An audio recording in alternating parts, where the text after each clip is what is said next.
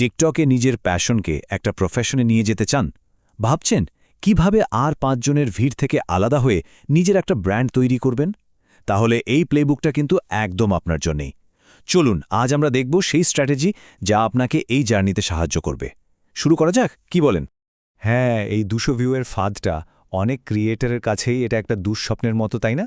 একটা ভিডিওতে এত খেটে পোস্ট করার পর দেখলেন ভিউটা ঠিক ২০০তে এসে থেমে গেল। মনে হয় যেন একটা অদৃশ্য দেওয়াল আপনাকে আটকে দিয়েছে। এটা যে কি পরিমাণ হতাশাজনক তা আমি জানি। কিন্তু ভালো খবরটা হলো এই দেওয়াল ভাঙার একটা পরীক্ষিত উপায় আছে। তাহলে প্রশ্নটা হলো, এই বাধাটা ভাঙার আসল কৌশলটা কি? মানে এর থেকে বেরোনোর প্লেবুকটা কি? আজ আমরা ঠিক সেটাই দেখব। এমন ৫টা অব্যর্থ কৌশল নিয়ে কথা বলবো যা আপনাকে এই ২০০ ভিউয়ের গোলকধাঁধা থেকে এক্কেবারে বের করে আনবে। তো আজকের প্লেবুকে কি থাকছে একবার দেখে নিই। প্রথমে আমরা জানব এই ২০০ ভিউয়ের ফাঁদটা আসলে কি। তারপর একে একে আমাদের ৫টা মাস্টার প্লে, সঠিক অ্যাকাউন্ট সেটিংস, প্রতিদিনের অভ্যাস, একজন ক্রিয়েটরের রুটিন, কিভাবে নিজের নিশে ফোকাস করতে হয়, আর সব শেষে গ্রোথের জন্য সবচেয়ে জরুরি যে জিনিসটা, সেটা হলো সঠিক কন্টেন্ট মিক্স। কৌশলগুলো নিয়ে কথা বলার আগে একটা জিনিস কিন্তু মাথায় রাখতে হবে। প্রায় সবাই এই ২০০ ভিউর সমস্যা দিয়েই শুরু করে। তাই এটা নিয়ে একদমই ভয় পাওয়ার কিছু নেই। ভাবুন, এটা হলো আপনার স্টার্টিং লাইন। আর সবচেয়ে ভালো খবরটা কি জানেন? এখান থেকে বেরিয়ে আসার একটা পরীক্ষিত রাস্তা আছে, আর আজ আমরা সেই রাস্তাটাই দেখব। তো আমাদের প্রথম আর সবচেয়ে গুরুত্বপূর্ণ প্লে হল সঠিক সেটিংস। একবার ভাবুন তো, খেলা শুরু করার আগে যদি মাঠটাই ঠিকঠাক না থাকে তাহলে কি হবে? ঠিক সেরকমই ভিডিও পোস্ট করার আগে আমাদের অ্যাকাউন্টটা এমনভাবে গুছিয়ে নিতে হবে যাতে অ্যালগোরিদম একদম পরিষ্কারভাবে বুঝতে পারে যে আমাদের কন্টেন্ট কাদের কাছে পৌঁছে দিতে হবে। আচ্ছা, এবার একটা মজার ব্যাপার দেখুন। আমাদের কিছু অপশন চালু করার বদলে উল্টে বন্ধ করতে হবে। প্রাইভেসি সেটিংসে গিয়ে আপনার কন্ট্যাক্টস বা ফেসবুক বন্ধুদের কাছে অ্যাকাউন্ট সাজেস্ট করার অপশনগুলো বন্ধ করে দিন। এখন ভাবছেন কেন? কারণটা খুব সোজা। আপনার বন্ধু বা আত্মীয়স্বজন কিন্তু আপনার নিশের আসল অডিয়েন্স নাও হতে পারে। তারা যদি আপনার ভিডিও না দেখে তাহলে অ্যালগোরিদম একটা ভুল সিগন্যাল পায়। তাই এই অপশনগুলো বন্ধ করে দিলে আপনি আসলে অ্যালগোরিদমকে বাধ্য করছেন আপনার কন্টেন্টের জন্য একদম নতুন আর সঠিক দর্শক খুঁজে বের করতে। আর এখানেই তো আসল খেলাটা, তাই না? এরপর যে সিদ্ধান্তটা নিতে হবে সেটা হলো অ্যাকাউন্টের ধরন। একটা কথা মাথায় রাখুন, গ্রোথের জন্য পার্সোনাল বা ক্রিয়েটর অ্যাকাউন্টই কিন্তু সেরা। কেন? কারণটা হলো ট্রেন্ডিং সাউন্ডস। এই অ্যাকাউন্টগুলোতে আপনি সব ট্রেন্ডিং সাউন্ড ব্যবহার করতে পারবেন, যা একটা ভিডিওকে ভাইরাল করতে রকেটের মতো কাজ করে। হ্যাঁ, এটা ঠিক যে বিজনেস অ্যাকাউন্টের শুরুতেই বায়োতে লিঙ্ক দেয়া যায়, কিন্তু ভাবুন তো, ট্রেন্ডিং সাউন্ড ব্যবহার করতে না পারার জন্য যদি আপনার গ্রোথই আটকে যায়, তাহলে ওই লিঙ্ক দিয়ে কি হবে? তাই প্রথম ফোকাসটা সবসময় গ্রোথের উপরেই রাখতে হবে। চলুন এবার আসি আমাদের দ্বিতীয় প্লেতে, আর এটা হলো একটা প্রতিদিনের অভ্যাস তৈরি করা। এখানে মাইন্ডসেটটা একটু বদলাতে হবে।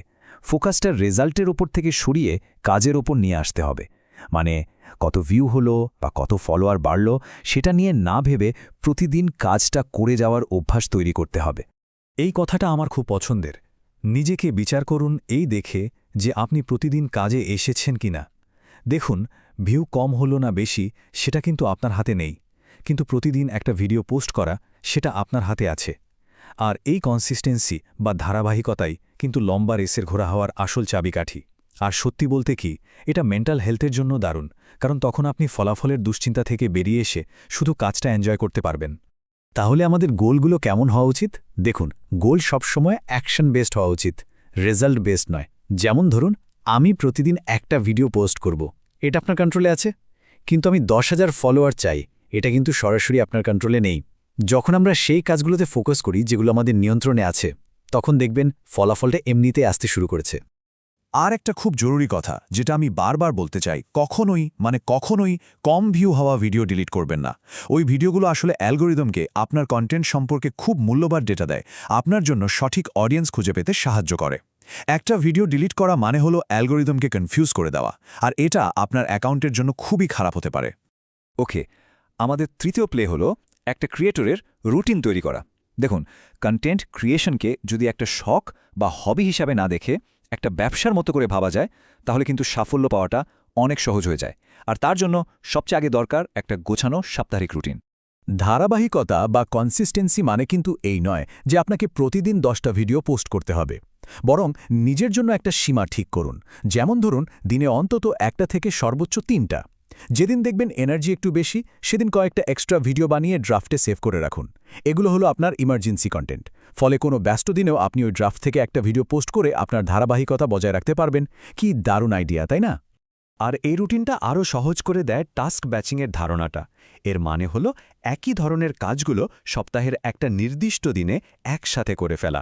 যেমন সোমবারটা রাখলেন শুধু রিসার্চ আর স্ক্রিপ্টিংয়ের জন্য, বুধবার সারা সপ্তাহের ভিডিওগুলো রেকর্ড করে নিলেন, আর শুক্রবার বসলেন সব এডিট করতে। এতে কি হয় জানেন? মাল্টিটাস্কিংয়ের চাপটা কমে যায় আর আপনি প্রত্যেকটা কাজে অনেক বেশি মনোযোগ দিতে পারেন।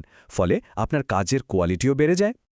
চলুন এবার আসা যাক আমাদের চতুর্থ প্লেতে, যেটা হয়তো সবচেয়ে স্ট্র্যাটেজিক, আর সেটা হলো যত তাড়াতাড়ি সম্ভব নিজের নিশে বা নির্দিষ্ট বিষয়ে ফোকাস করা। মানে এমন একটা পরিচয় তৈরি করা যাতে মানুষ আপনাকে একটা নির্দিষ্ট সমস্যার সেরা সমাধানদাতা হিসেবে চেনে। এর জন্য নিজেকে একটা সহজ প্রশ্ন করতে হবে, আপনি ঠিক কোন সমস্যার সমাধানের জন্য পরিচিত হতে চান? এই একটা প্রশ্নের উত্তরই কিন্তু আপনাকে আপনার নিশ খুঁজে পেতে আর একটা ডেডিকেটেড অডিয়েন্স তৈরি করতে সাহায্য করবে। আর আপনার নিশকে আরও মজবুত করার জন্য তৈরি করতে হবে কন্টেন্ট পিলার। এগুলো কি? এগুলো হলো 3 বা 4টে মূল টপিক, যেগুলোর উপর ভিত্তি করে আপনার সব ভিডিও তৈরি হবে। বলতে পারেন এগুলো আপনার কন্টেন্টের মেরুদণ্ড। এটা আপনার পরিচয়কে দর্শকদের কাছে একদম পরিষ্কার করে দেয়। যেমন ধরুন, আপনার কন্টেন্ট পিলার হতে পারে: 1. টিকটকে গ্রোথ আর ইনকাম, 2. ইউটিউবে বড় হওয়ার জার্নি, আর 3. ডিজিটাল প্রোডাক্ট তৈরি আর বিক্রি। দেখুন, এই পিলারগুলো আপনার দক্ষতার জায়গাটা দর্শকদের কাছে একদম স্পষ্ট করে দিচ্ছে। ওকে, আমরা এখন আমাদের ফাইনাল আর সম্ভবত সবচেয়ে শক্তিশালী প্লেতে চলে এসেছি। এটা হলো একটা স্ট্র্যাটেজিক কন্টেন্ট মিক্স তৈরি করা। কারণ লম্বা সময় ধরে টিকে থাকতে হলে বা সাস্টেনেবল গ্রোথের জন্য বিভিন্ন ধরনের কন্টেন্টের একটা সঠিক মিশ্রণ থাকাটা কিন্তু মাস্ট। একটা সফল গ্রোথ স্ট্র্যাটেজির জন্য মূলত 3 ধরনের কন্টেন্ট দরকার। আপনারা এখানে দেখতেই পাচ্ছেন: এভারগ্রিন, ভাইরাল আর ডেপথ। প্রত্যেকটার কিন্তু একটা আলাদা ভূমিকা আছে, আর এদের মধ্যে একটা সঠিক ব্যালেন্স রাখাই হলো সাফল্যের আসল রহস্য। প্রথমে আসি এভারগ্রিন কন্টেন্টে। এগুলো হলো সেই ধরনের কন্টেন্ট যা সবসময় প্রাসঙ্গিক, মানুষ এগুলো সার্চ করে খুঁজে বের করে। এই কন্টেন্টগুলো আপনার বিষয়ে আপনার অথরিটি তৈরি করে আর দর্শকদের লম্বা সময়ের জন্য ভ্যালু দেয়। এরপর আছে ভাইরাল কন্টেন্ট। এগুলো সাধারণত ছোট, ট্রেন্ডের উপর ভিত্তি করে তৈরি হয় আর বানানো খুব সহজ। এর একটাই কাজ, নতুন ফলোয়ার নিয়ে আসা। বিশেষ করে একদম শুরুর দিকে অডিয়েন্স বাড়ানোর জন্য এর থেকে ভালো আর কিছু হতেই পারে না। আর সবশেষে হলো ডেপথ কন্টেন্ট। এর মূল উদ্দেশ্য হলো আপনার দর্শকদের সাথে একটা গভীর সম্পর্ক আর বিশ্বাস তৈরি করা। ধরুন, আপনি কোনো গল্প বলছেন বা বিহাইন্ড দ্য সিনস কিছু দেখাচ্ছেন। এই ধরনের কন্টেন্টই একটা শক্তিশালী কমিউনিটি তৈরি করতে সাহায্য করে। তো এখন আপনার হাতে পুরো প্লেবুকটাই আছে। এই 5টা কৌশল কিন্তু একা একা কাজ করে না, বরং একসাথে মিলে একটা কমপ্লিট গ্রোথ সিস্টেম তৈরি করে। তাহলে এখন প্রশ্ন একটাই, আপনার প্রথম চালটা কি?